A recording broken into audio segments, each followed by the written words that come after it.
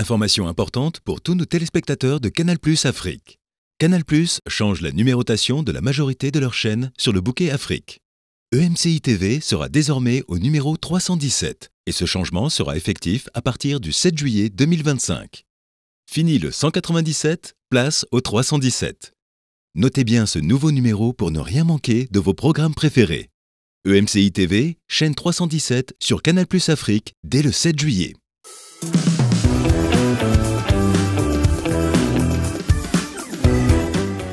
Bonjour à tous et bienvenue dans Bonjour chez vous. Aujourd'hui, nous parlons du baptême du Saint-Esprit ou du baptême dans le Saint-Esprit. Frank est à cheval sur la formulation, il nous le dira tout à l'heure.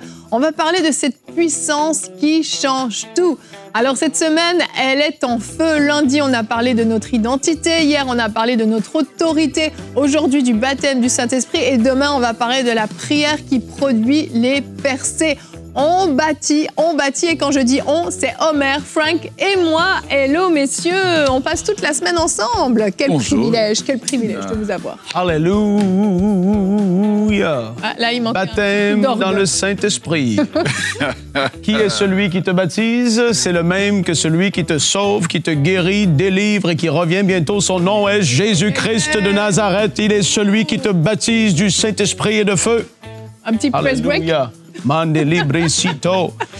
Mais le baptême dans le Saint-Esprit, on peut dire le baptême du Saint-Esprit, je ne sais pas si à cheval, mais je préfère dans le Saint-Esprit. Dans le Saint-Esprit. C'est quelque chose qui est beaucoup plus que juste parler en d'autres langues. Oui, c'est ça, c'est ça. C'est une puissance qui change vraiment tout.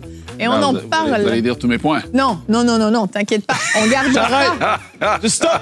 Et toi, Homer, tu vas faire un conseil du coach et tu vas nous dire comment recevoir le baptême dans le Saint-Esprit. Exactement. On explique comment recevoir, mais on sait que c'est le Seigneur Jésus-Christ qui nous baptise du Saint-Esprit, car le livre nous dit dans les Actes des Apôtres qu'il a reçu de Dieu le Saint-Esprit qu'il a répandu sur nous. Alors, essayer de rester scripturaire, mais on veut rappeler aux gens que c'est le Seigneur Jésus qui baptise. Nous expliquons comment. Comment recevoir? Parce que le reste lui appartient. On peut nous donner quelque chose et on peut décider de ne pas le recevoir ou ne pas savoir comment le recevoir. Donc, c'est un sujet passionnant qu'on aborde aujourd'hui. Et même si vous êtes déjà baptisé du Saint-Esprit, dans le Saint-Esprit, peu importe, sachez que cette émission vous concerne aussi, en fait. Parce que, comme on l'a dit, il ne s'agit pas que du parler en langue. Et bien souvent, on l'a réduit à ça simplement. On va voir cette puissance et on commence avec notre pensée du jour.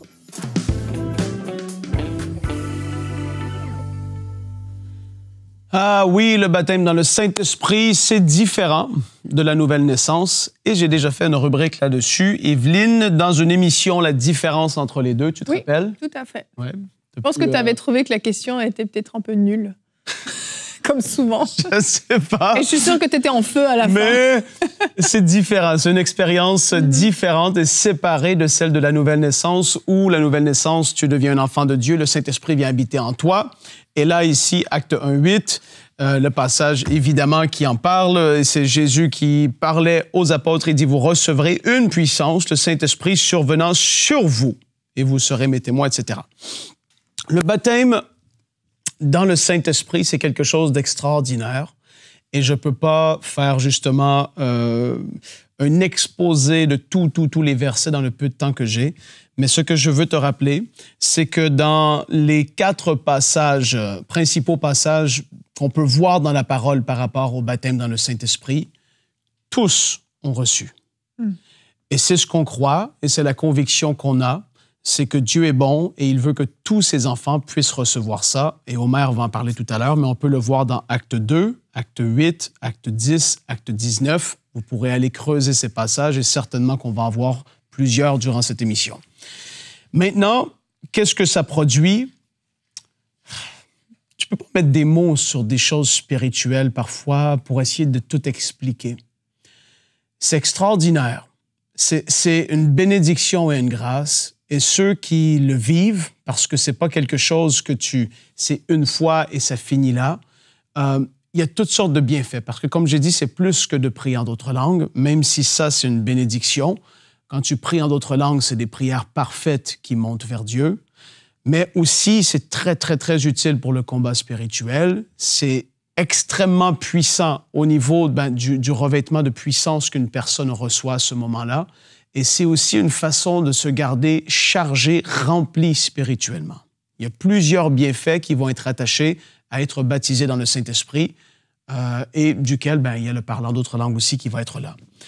Je veux voir un passage avec vous concernant le baptême dans le Saint-Esprit. Jude au verset 20. Il y a combien de chapitres dans Jude, Evelyne? Un seul. Les gens Tu nous l'as déjà demandé dans Bonjour chez vous. Tu radotes. Quant à vous, ben oui, mais il y a des choses que tu redis. Quant à vous, bien-aimés, édifiez-vous vous-même sur votre très sainte foi et priez par le Saint-Esprit. Aujourd'hui, je ne veux pas dire que ceux qui sont baptisés dans le Saint-Esprit sont meilleurs que ceux qui ne le sont pas. On ne veut pas partir toutes sortes de débats. On veut te donner envie de le vivre. Amen. Et je le sais qu'à toutes sortes de conférences où est-ce que je peux aller, lorsque je peux voyager, prêcher à gauche, à droite, des gens ont soif de vivre ça. Et pour la majorité des cas, c'est des blocages de compréhension de la parole qui vont les limiter. Ils ont réduit ça à juste parler en d'autres langues. Et souvent, les personnes pensent que c'est obligé d'être extraordinaire et que soudainement, il y a une lumière éclatante qui vient sur toi et tu entends des choses. Et là, ta bouche, le contrôle, tu n'en as plus et que ça commence à sortir. Et non. Aujourd'hui, on veut expliquer comment le recevoir. Et je veux aussi t'encourager à ouvrir grand les oreilles, à pouvoir réécouter l'émission. Parce qu'on va prier à la toute fin. On croit que beaucoup de personnes que vous allez recevoir, comme ça a été le cas dans tellement de lives qu'on a pu faire et d'émissions à EMCI. Beaucoup de gens ont reçu, alors qu'ils étaient ouverts et qu'ils ont compris certaines choses, ils étaient prêts à recevoir. Tant que tu ne sais pas trop, que tu ne comprends pas vraiment ce que la parole dit, il y a souvent des formes de blocage, des murs qui sont là, qui vont t'empêcher de recevoir librement avec foi. Quand que les murs tombent, notre compréhension et les choses dans lesquelles on les a vues peut-être dans le passé, soudainement, ça change. Et là, il y a comme une confiance qui est établie et tu peux dire, Seigneur, je veux recevoir ça. Et là, tu es disposé à le recevoir. Et aujourd'hui, c'est ce qu'on va faire. Mais sache que c'est pour tous. C'est pas juste parlant d'autres langues, c'est tellement plus. C'est un revêtement de puissance que le Seigneur avait promis.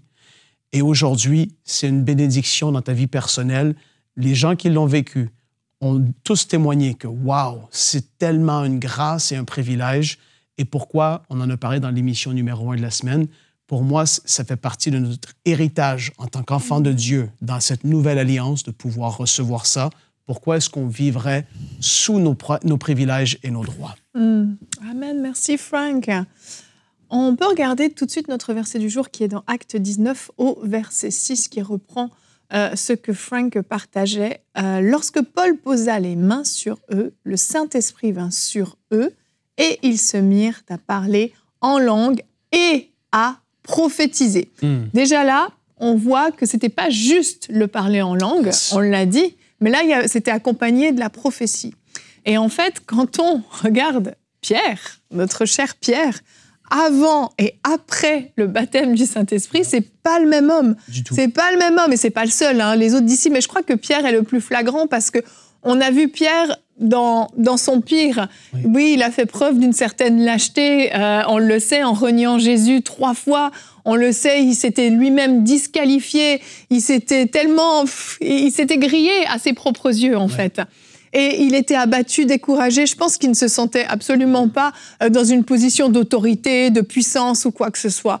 Et là, Jésus va dire aux disciples, attendez, parce que vous avez besoin de quelque chose pour accomplir la mission que je vous ai confiée. Et pourtant, ils étaient nés de nouveau en Jean 20, 22, parce que Jésus souffla en eux. Exact. Ils ont reçu à ce moment-là l'Esprit en eux. Mais là, il y avait cette deuxième expérience qu'ils devaient recevoir. Exactement. Et Jésus insiste leur dire d'attendre, parce qu'il sait que sans cette puissance, sans ce revêtement du Saint-Esprit, eh bien, ils n'allaient pas être capables d'accomplir cette fameuse mission qui leur avait été confiée. Et donc, c'est fou parce qu'on voit pourtant des disciples, on le disait, je pense, hier, ces disciples qui ont été de lieu en lieu, les 70 qui ont été envoyés, qui ont chassé des démons, etc. Donc, on se dit, pourquoi est-ce qu'ils avaient besoin de ça? Pourquoi Jésus leur dit encore d'attendre? Parce que Jésus avait quelque chose de précieux à leur donner, dont ils allaient avoir besoin pour tenir ferme et pour pouvoir marcher dans la dimension de puissance à laquelle ils avaient été appelés de marcher. Et c'est ça, en fait, qui va se passer. Et les disciples vont attendre parce qu'ils vont obéir, mais ils ne savent pas exactement ce qu'ils attendent. Et quand tout à coup, ce fameux jour de la Pentecôte, les 120, la Bible dit qu'il y a eu comme un bruit, un vent qui a soufflé, et tout à coup, des flammes de feu semblables à des langues sont venues sur eux. Et là, remplis du Saint-Esprit, ils se sont mis à parler dans de nouvelles langues, à dire des merveilles sur Dieu dans toutes sortes de langues. Certains prophétisaient, on croyait qu'ils étaient ivres. Le baptême du Saint-Esprit est vraiment une expérience de puissance. Autant la nouvelle naissance est une expérience de grâce incroyable, de miséricorde incroyable, mais autant le baptême du Saint-Esprit est une vraie expérience de puissance. C'est comme un revêtement qui est mis sur nous, qui nous rend capables de porter du fruit, de manifester les dons du Saint-Esprit. C'est extrêmement puissant comme moment. Oui, ce n'est pas une expérience intellectuelle, c'est une expérience spirituelle. Et c'est très important de l'établir parce que il y a des choses qui ne se communiquent que spirituellement. J'ai beaucoup aimé l'humilité avec laquelle Frank a parlé. Il dit, on peut essayer d'expliquer, mais il y a des choses qui s'expérimentent tout simplement. Oui. Vous voyez, il y a des choses qui s'expérimentent. Par exemple, il y a des gens, on explique que ici au Canada, il va faire à un moment donné moins 20. Et pour leur expliquer, je leur dis, tu vois, quand tu mets ton frigo, ça, c'est rien. Mais ils peuvent avoir une idée. Tu dois le vivre. Mais tu dois le vivre. C'est vrai. Quand tu as les mains gelées, les oreilles gelées. Tu respires par ton nez et ça gèle à l'intérieur. Exactement. Mais tant c'est une expérience. Tant qu'on t'explique, tant que tu ne l'expérimentes pas, je donne encore une autre image. Beaucoup de gens parlent de mariage. Tant que tu n'es pas dans le mariage, tu ne sais pas c'est quoi. C'est vrai. À moins que Dieu t'accorde une grâce comme l'apôtre Paul qui est célibataire mais qui conseille les mariés. Ah ouais. Mais vraiment, c'est ça en fait avec le baptême du Saint-Esprit. C'est une expérience que nous sommes appelés à vivre. Et ce que j'aime, c'est quand Jésus a fait cette promesse aux disciples. D'abord, quand il a soufflé, il n'a pas soufflé sur quelques disciples. Il a soufflé sur tous les disciples. Ça veut dire que tout le monde peut recevoir. Deuxièmement, à la Pentecôte, quand ils ont reçu, on en parlera tout à l'heure, c'est tous ceux qui étaient dans la chambre haute qui ont reçu cette portion, cette grâce, cette bénédiction de Dieu, cette expérience extraordinaire.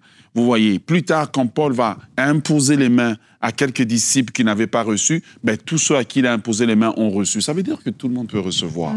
Et je veux qu'on aille avec le bon pied de la simplicité d'un enfant qui croit simplement que je peux recevoir. Et ça commence comme ça, en croyant que Jésus a promis quelque chose, cette chose est pour moi, je peux la recevoir et c'est une expérience à vivre. Et quand que tu parlais tout à l'heure, Evelyne, du fait que il avait envoyé les disciples, ils s'en allèrent 2 par 2, etc., Jésus, à ce moment-là, n'était pas encore mort et ressuscité. Il avait donné l'autorité pendant qu'il était ici sur Terre de pouvoir accomplir ces choses. Il était encore là. Tout à fait. Mais là, il est parti. Exact. Et il fallait que cette puissance soit transmise d'une manière permanente. Dans le sens où tu le reçois et ça part pas le lendemain. Oui. Et c'est pas là et tu le sens parce que tu le sens. Non, c'est là parce que c'est là. Je suis né de nouveau, je suis un enfant de Dieu parce que je le sais, la parole le dit, l'Esprit témoigne à mon esprit que je suis enfant de Dieu. Ça ne quitte pas. Je suis pas enfant de Dieu, demain pas enfant de Dieu, j'ai péché, je suis plus enfant de Dieu, je suis là. Non, le baptême dans le Saint-Esprit, ça demeure. C'est une puissance que tu reçois qui est là. Et quand tu en es conscient, c'est là que tu peux marcher dedans et voir les fruits de cette réalité qui vont se manifester. Eh bien, en effet, Jésus, il est parti et il a dit, il faut que vous receviez ça. C'est obligatoire. Vous voulez faire comme j'ai fait, les gars? Il faut que vous receviez ça. Allez pas nulle part avant, parce que vous allez voir, ça va être compliqué.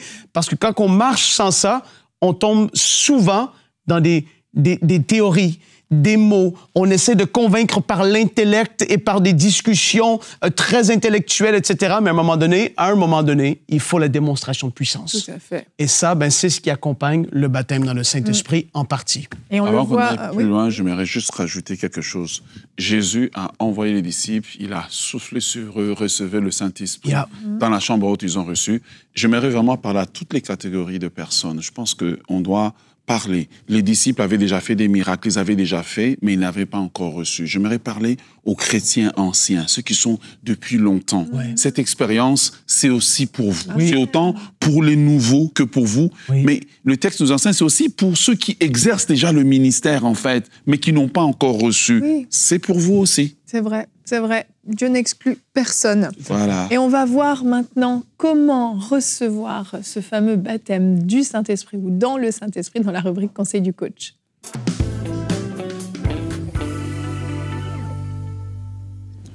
Comment recevoir le baptême du cher Saint-Esprit, l'ami qui ne nous abandonne pas, qui nous console, le paraclet, le consolateur. Alléluia. Les termes sont tellement nombreux dans lesquels on pourrait décrire cette personne qui est avec nous, qui marche avec nous.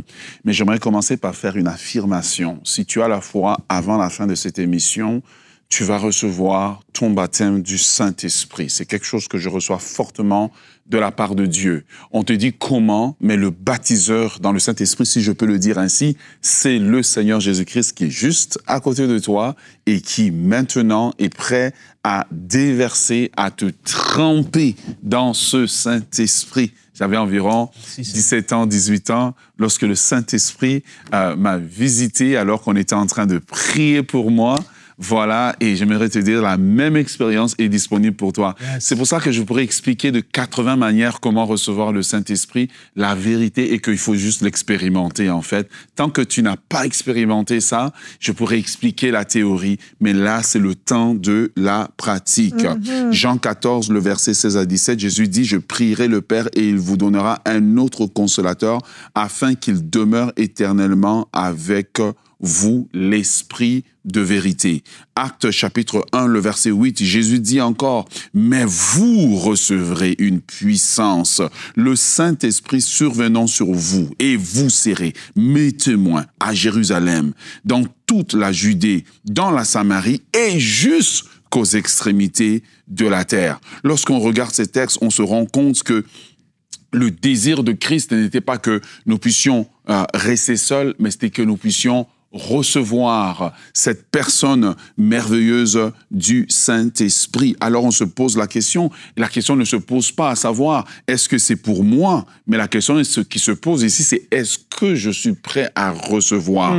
Car lorsque Jésus a parlé qu'ils allaient recevoir le Saint-Esprit, il a parlé à tous les disciples réunis. Donc, si tu es disciple de Jésus-Christ, la question ne se pose pas si tu peux recevoir, mais la question qui est ici, c'est est-ce que tu es disposé à recevoir cette expérience merveilleuse du baptême du Saint-Esprit? Mais avant d'aller plus loin, permettez-moi de vous introduire ce cher ami avec lequel je marche depuis plus de 20 ans, le Saint-Esprit. Mais qui est le Saint-Esprit?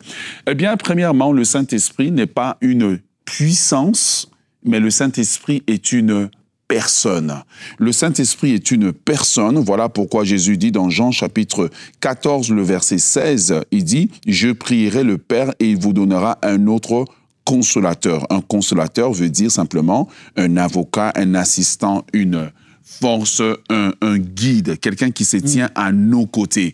Donc le Saint-Esprit, pour le recevoir, il ne faut pas le considérer comme étant une force simplement, mais le considérer comme étant une personne. Dieu, le Père, le Fils, le Saint-Esprit. Le Nouveau Testament nous introduit dans les épîtres de Paul à cette salutation trinitaire, que la grâce et la paix vous soient données de la part de Dieu notre Père, du Seigneur Jésus-Christ et du Saint-Esprit. Le Saint-Esprit est Dieu. Donc nous recevons ce revêtement parce que nous sommes trempés dans cette personne de Dieu, de la puissance de Dieu. Deuxièmement, Franck l'a bien dit, l'expérience du baptême du Saint-Esprit diffère de celle du salut. Dans le salut, nous sommes introduits dans le royaume de Dieu, mais dans le baptême du Saint-Esprit, nous sommes trempés dans cette puissance qui va nous aider à avoir une marche surnaturelle avec Dieu, car nous vivons dans un monde déchu dans lequel nous ne pouvons pas marcher avec une puissance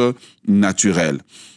Alors, allons au cœur de la question, puisque c'est la raison pour laquelle vous êtes en train d'attendre, mais comment recevoir le baptême du Saint-Esprit? Et pourquoi recevoir le baptême du Saint-Esprit? Premièrement, nous recevons le baptême du Saint-Esprit pour vivre une vie chrétienne victorieuse. Parce que nous ferons face à beaucoup d'épreuves dans ce monde et nous avons besoin de ce Saint-Esprit qui vient avec nous pour nous accompagner, pour nous conseiller, pour nous guider, pour nous diriger dans toutes les circonstances que nous allons vivre. Deuxièmement, pour être capable d'avoir une vie de prière supérieure. Par la vie de prière supérieure, parfois, nous sommes en train de prier et nous sommes limités par notre vocabulaire, limités par notre chair. Mais quand le Saint-Esprit vient sur nous, il nous accorde le baptême du Saint-Esprit. Nous sommes trempés dans cette puissance et nous recevons une langue surnaturelle dans laquelle nous ne pouvons pas... Nous parlons une langue que naturellement, en fait, nous ne pourrions pas. Et il y a différents types de parler en langue. Mais ça, c'est un autre sujet. Mais nous pouvons parler aussi une langue connue. J'ai vu une sœur qui a été baptisée du Saint-Esprit. La sœur venait de la RDC et s'est mise à parler un italien parfait. On était choqués dans la réunion. Mais le Saint-Esprit peut nous donner aussi une langue qui n'est pas compréhensible, en fait, mais dans lequel lui comprend, le Père Céleste comprend et le diable est confus. Parce qu'il ne comprend pas.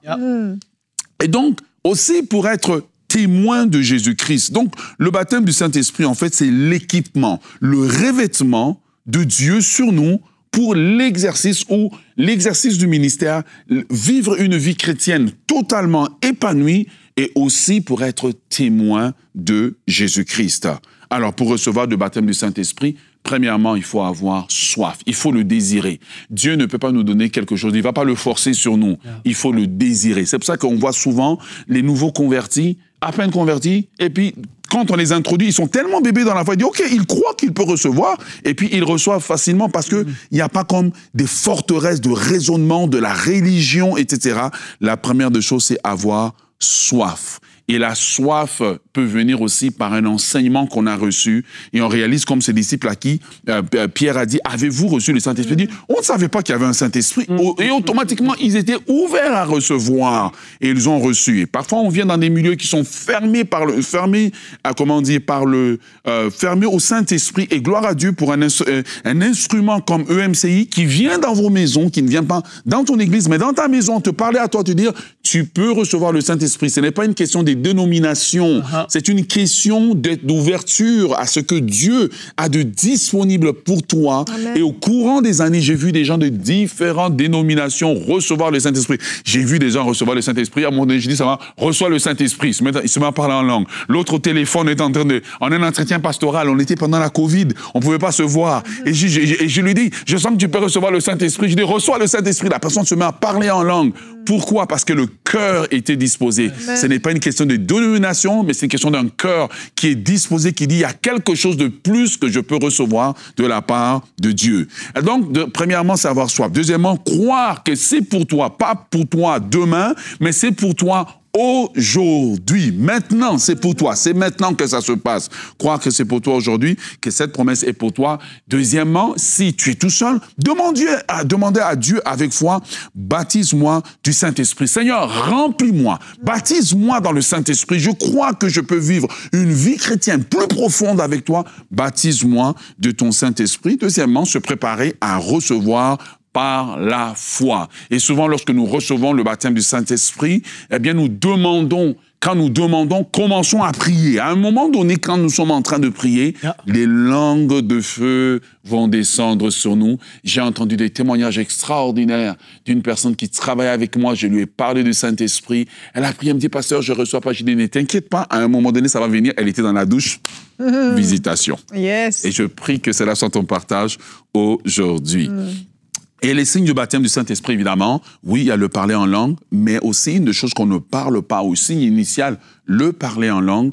Et moi, j'aime bien, je ne sais pas pour vous, mais moi, j'aime bien quand on parle en langue, en groupe, que mon parler en langue soit différent de celui d'Yveline, celui de Frank, parce que le jour de la Pentecôte, ils parlaient tous en diverses langues. Oui. Ils n'étaient pas toute une église en train d'avoir le même parler en langue, mais ils avaient diverses langues. Et ce qui est beau quand on commence à parler en langue, et j'aimerais vous le dire, parce que ça, c'est un élément qui bloque les gens.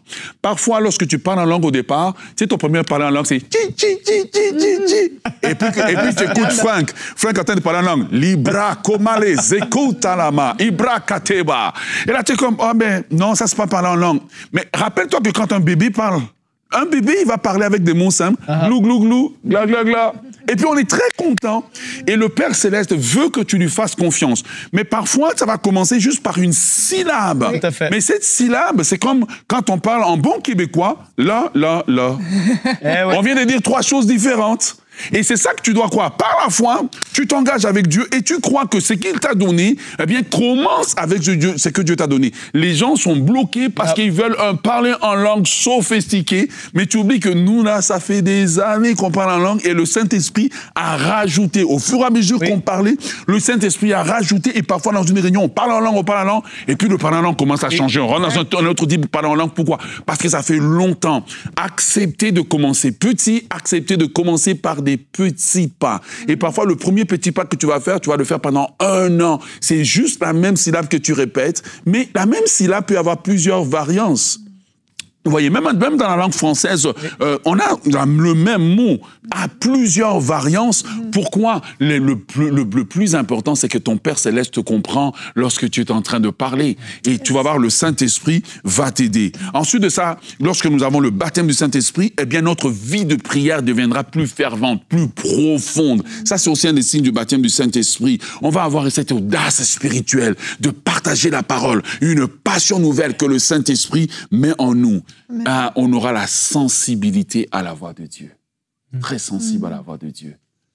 La sagesse. Ouais. Moi, lorsque j'ai reçu le baptême du Saint-Esprit, je pouvais dormir et puis je savais qu'est-ce qui allait se passer la journée. Pourquoi? Parce que ça vient avec les dons spirituels. Une des choses que le baptême du Saint-Esprit arrive, c'est que le Saint-Esprit ne vient pas seulement nous faire parler en langue, il déverse sur nous les dons spirituels. Alors, il faut vaincre ce qui bloque, il faut vaincre ce qui résiste, l'esprit religieux, le doute. Il faut simplement croire que c'est pour toi aujourd'hui.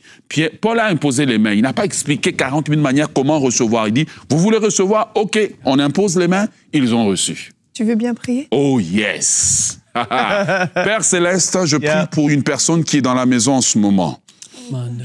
Kalozeka ibra sakolia douce breketa tusa ibele katureya. Au nom puissant de Jésus, que le Saint-Esprit maintenant descende sur toi, que tu sois baptisé du Saint-Esprit.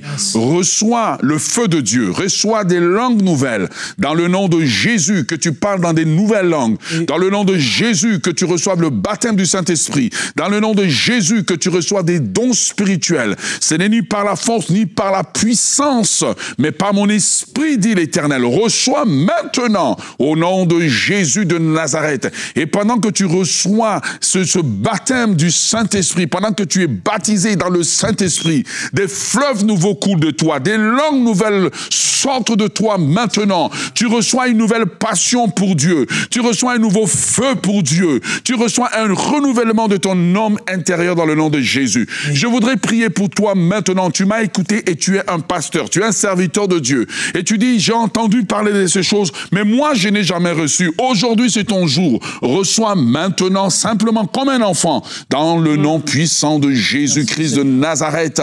Amen. Envoyez-nous vos témoignages de ce que vous avez expérimenté aujourd'hui. Yes, amen, amen. Comme ça l'a été dit, Evelyne, il y en a que vous avez reçus.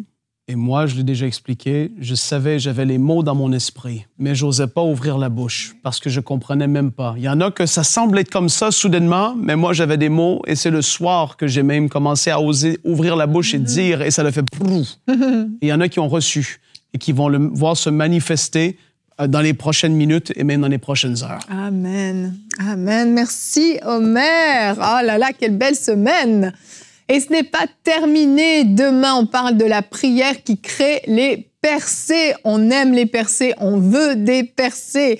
Et Omer, tu feras encore une rubrique conseil du coach. Tu nous diras comment prier avec autorité quand on est découragé. On a parlé d'autorité hier, et là on va voir comment s'en servir même malgré le découragement. Quand on est à bout, quand on n'a plus de force, comment prier avec autorité?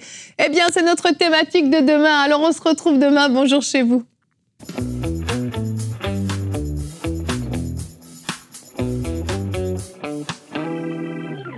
Chers frères et sœurs, vous tous qui attendez impatiemment la sortie de l'application Ma Bible, j'ai eu l'opportunité il y a quelques jours, lors de notre grande conférence Pentecôte 2025, de communiquer un message important concernant la sortie de Ma Bible et il faut absolument que vous puissiez l'entendre. Alors je vous invite dès maintenant à vous connecter sur le site mabible.app pour regarder cette vidéo. Que Dieu vous bénisse.